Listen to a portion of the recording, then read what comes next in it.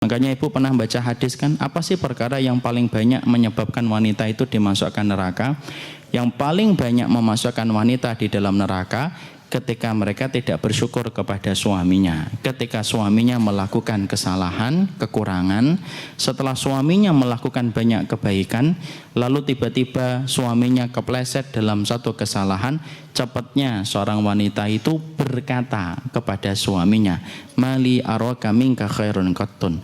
Kenapa saya menjumpai kamu tidak ada baiknya sama sekali?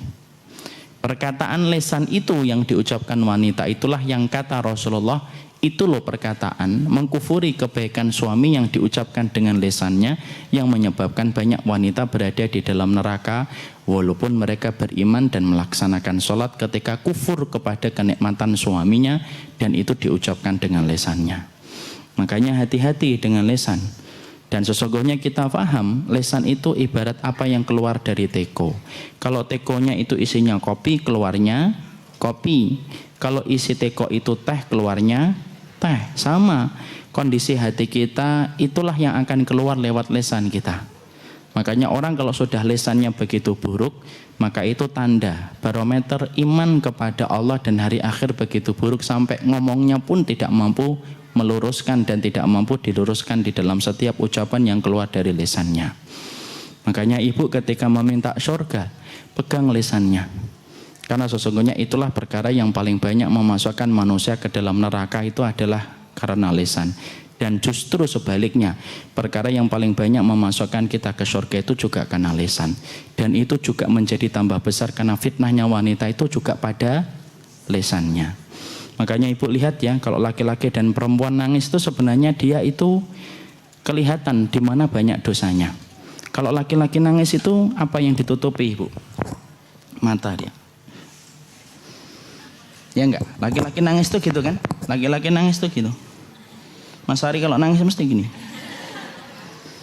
Kalau perempuan itu kalau nangis itu yang ditutupi apa? Mulutnya.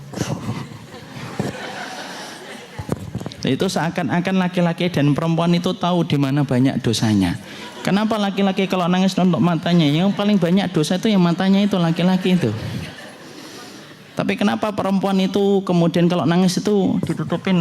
Karena dia tahu sadar sebenarnya yang paling banyak dosanya itu ya karena mulutnya itu. Setelah tahu ini jangan coba-coba kalau nangis nanti nutupin hidung itu. Jangan gitu. Lu kok tumben kamu nutupin? Iya. Karena itu sudah refleks fitrah itu dilakukan semacam itu seakan-akan setiap laki-laki itu tahu di mana banyak dosanya dan setiap wanita itu sudah tahu di mana fitrah banyak dosanya yang dilakukan itu di mulutnya. Makanya Masya Allah perempuan itu diberikan oleh Allah lisannya banyak bicara itu ada hikmahnya tapi ada keburukannya kalau tidak paham. Kenapa sih wanita itu dijadikan oleh Allah makhluk yang banyak bicara daripada laki-laki ibu? Ibu tahu kenapa? Kalau bisa saya kasih hadiah. Kenapa? Kenapa ibu? Masya Allah, saya kasih hadiah ibu. Bulan depan kalau saya tidak lupa. Tolong diingatkan Mas Ari. Kenapa wanita itu dikasih oleh Allah dengan fitrah banyak bicara? Karena dialah yang mendidik putra putrinya ketika dia memiliki putra dan putri. Coba kalau ibu sedikit bicara, anaknya tidak bisa komunikasi.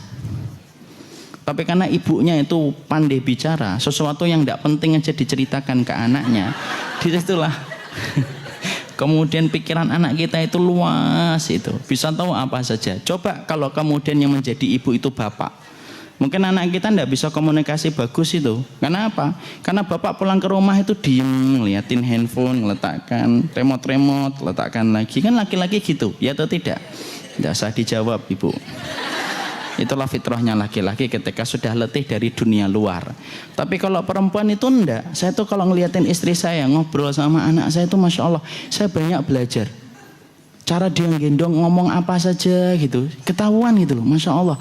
Saya enggak terfikir sama istri saya ketika bicara sama anak saya. Walaupun saya banyak ngomong nih ketika kajian itu, kalau sudah di rumah itu yang paling banyak bicara istri. Ternyata saya paham Allah menjadikan wanita itu banyak bicara karena anaknya itu menyerap setiap kata yang kemudian disampaikan dan dikatakan oleh ibunya. Sependiam-pendiamnya wanita itu kalau sudah punya anak itu pasti banyak bicara. Gimana deh? rambutnya semakin panjang ya, padahal sudah tahu anaknya tidak bisa jawab.